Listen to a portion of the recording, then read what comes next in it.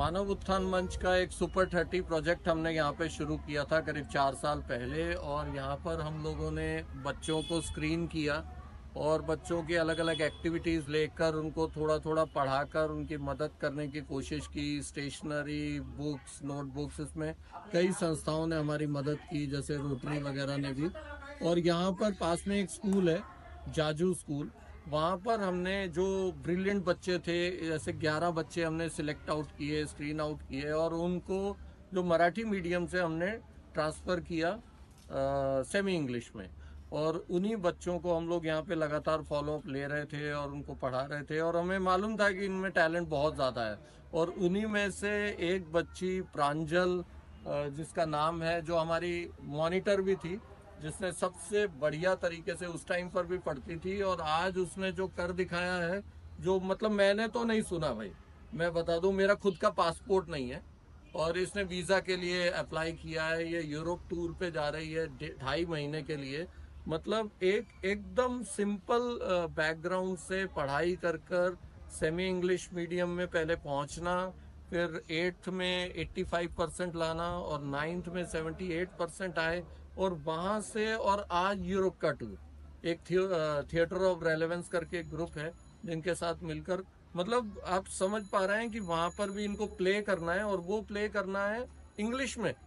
उसकी वर्कशॉप्स हो रही हैं, और ये सब कुछ एक मेहनत का फल है कि मतलब कहाँ से कहाँ तक पहुँचना।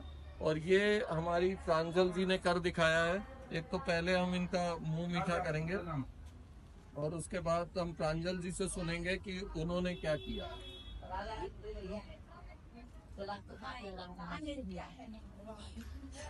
हाँ प्रांजल, आप बताओ।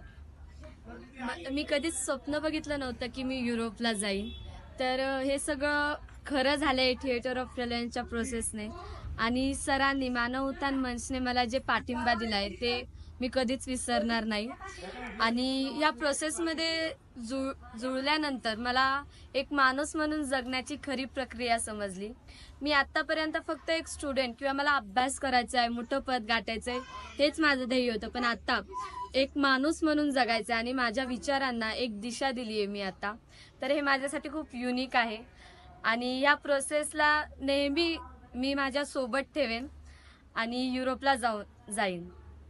थिएटर ऑफ रेलेवेंस के बारे में भी बताइए, वहाँ पे कौन कौन है आपके साथ और कैसे आप वहाँ तक पहुँच पाए, किन किन लोगों ने आपकी उस थिएटर में भी मदद की।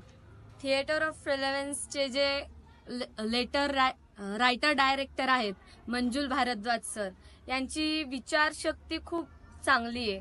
त्यांनीच मला जगायचं शिकवलं, खरं जगणं काय असतं आणि एक स्लेव म्हणून कसं जगायचं आणि एक मालिक म्हणून कसं जगायचं हे त्यांनी शिकवलं. भेदभाव न करता आपल्या इंडियामध्ये खूप वेगळे लोक राहतात, वेगळ्या विचारांचे. पण ते मंजुल भारद्वाजची फिलॉसॉफी, थिएटर ऑफ रेलेव्हन्सची फिलॉसॉफी सगळ्यांना एक करते. आणि तिथे खूप छान ॲक्टर्स म्हणजे रंगकर्मी अश्विनीताई, सायलीताई, तर यांनी देखील खूप मदत केली आणि माझ्या विचारांना त्यांनी एक दिशा दिली.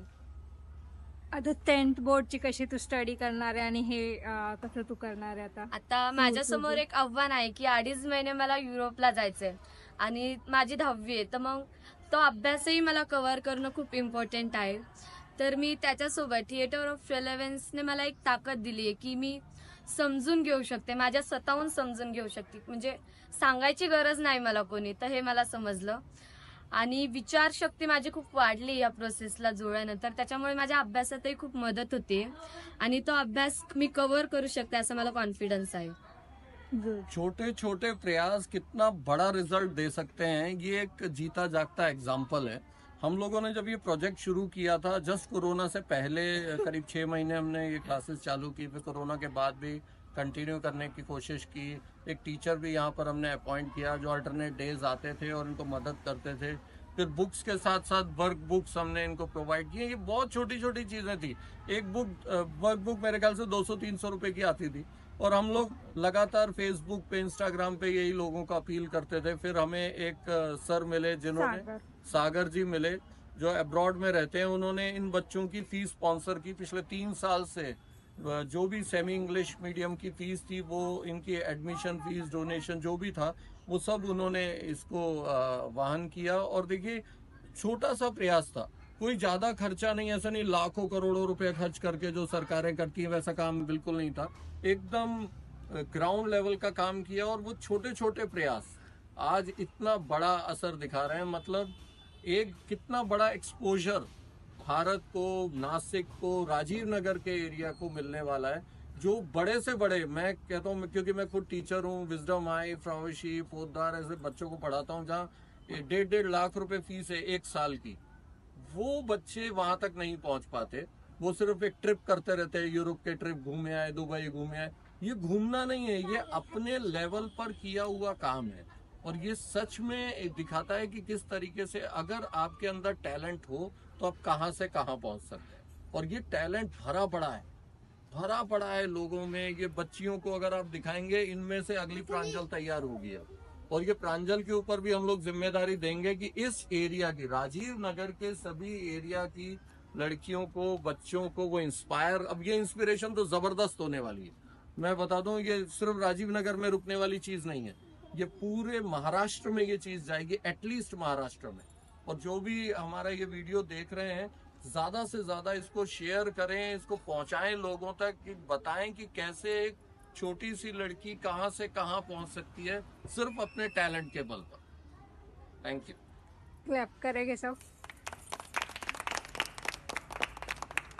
Congress once again. Thank you. आज हम लोग यहाँ पर आए हैं राजीव नगर के एरिया में। हमारी एक स्टूडेंट जो है प्रांजल, इसने बहुत अच्छा काम किया है, इसको कॉन्ग्रेचुलेट करने हम लोग आए हैं। प्रांजल का सिलेक्शन जो है वो यूरोप के एक ड्रामा टूर के लिए हुआ है, और हम लोग को बहुत ज़्यादा खुशी है कि हमारी एक स्टूडेंट को ये मौका मिल रहा है 2.5 महीने यूरोप में जाने का। तो प्रांजल, सबसे पहले कांग्रेस। खा लो, पूरा खा लो। Thank you. तो प्रांजल, मैं ये पूछना चाहूँगी कि सुपर 30 से आप जब जुड़े तो आपको कैसे आपकी स्टडीज़ में फ़र्क आया? आप पहले मराठी मीडियम में थे, फिर आप सेमी इंग्लिश में गए, तो उसने कैसे हेल्प किया आपको ये यूरोप टूर के लिए भी और ओवरऑल स्टडीज़ में भी? सबसे पहले सुपर 30 की बैच यहाँ आई, तो मैं यहाँ नई थी तो मेरे को थोड़ा सा हिचकिचाहट हो रहा था। तो मैंने पहले खुल के बात की सर से, तो सर का नेचर बहुत अच्छा लगा। वो एक फ्रेंड की तरह समझाते थे, इससे स्टडी में बहुत मदद हुई। और उन्होंने जो हेल्प की, जैसे स्कूल के जो सामान रहता है, वस्तु रहते हैं, वो पहुंचाने में हेल्प की, तो उससे स्टडी में हेल्प हुआ। वर्कबुक से आंसर लिखते थे तो वो याद रहने लगा वर्कबुक से। और सेमी में इंग्लिश इम्प्रूव हुआ मेरा, तो ये नया था मेरे लिए। और सुपर 30 ने मेरे फ्रेंड्स को भी बहुत मदद की, और हमारे स्कूल की फीस भरने में हेल्प की, तो उससे एक सपोर्ट मिला। तो सुपर 30 एक बहुत अच्छा है, और आप भी इससे जुड़ो, यही मेरा कहना है। हमारे एक जो डोनर है, सागर हांडोरे उनका नाम है, वो अब्रॉड रहते हैं, यूएस में रहते हैं, और उन्होंने मुझसे कांटेक्ट किया 3-4 साल पहले कि वो जो स्टूडेंट्स का जो एजुकेशन जो फील्ड है, इसमें वो कुछ काम करना चाहते हैं। और मानव उत्थान मंच क्योंकि हमेशा जो है वो ग्राउंड लेवल पे काम करता है, तो उन्हें ये बहुत ज़्यादा अश्योरिटी थी कि यहाँ पर जो वो अगर स्पॉन्सर करते हैं तो ये एकदम राइट लोगों तक जाएगा। तो उन्होंने जब मुझे कहा तो मैंने उन्हें अपने सुपर 30 प्लान के बारे में बताया कि हम लोग ऐसे जो स्लम एरिया के बच्चे हैं, स्पेशली गर्ल्स जो है, जिनके पेरेंट्स अफोर्ड नहीं करते और सिखाते भी नहीं है, और जो हमारी एनएमसी की स्कूल्स होती है वहाँ पे बस मराठी होता है, और ये लोग जब 10th से 11th में जाते हैं तो इन्हें बहुत रिस्ट्रिक्शन आ जाता है, क्योंकि ये सिर्फ मराठी इन्हें पता होता है, इन्हें इंग्लिश का कोई एक्सपोजर होता नहीं है। तो ये बच्चे फिर वहाँ से एकदम डाउनफॉल हो जाता है इनका। 10th तक तो ये पढ़ लेते हैं, और हमारे यहाँ पढ़ाने की जो है वो पास करने का जो एक थोड़ा आ चुका है, तो वो लोग 10th पास कर लेते हैं, पर 11th-12th में उन्हें बड़ी मुश्किल आती है। तो ये सुपर 30 का कॉन्सेप्ट ही ये था कि जो बच्चे मराठी में है, जो अच्छे ब्रिलियंट है, जो हम सेमी में डालकर जिनका आगे भी जो एजुकेशन है उसमें उनको कोई बैरियर ना आए और एक अच्छा एजुकेशन ले सके।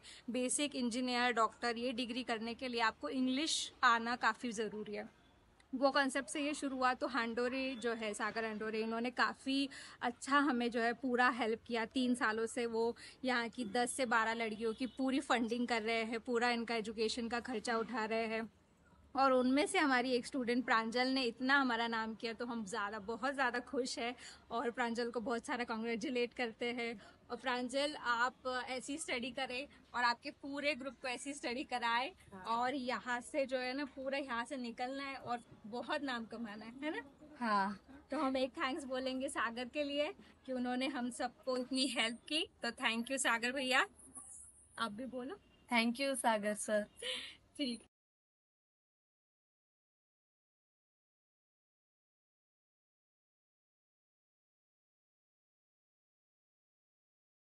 मेहनत का फल कि मतलब कहाँ से कहाँ तक पहुंचना, और ये हमारी प्रांजल जी ने कर दिखाया है। एक तो पहले हम इनका मुंह मीठा करेंगे और उसके बाद हम प्रांजल जी से सुनेंगे कि उन्होंने क्या किया।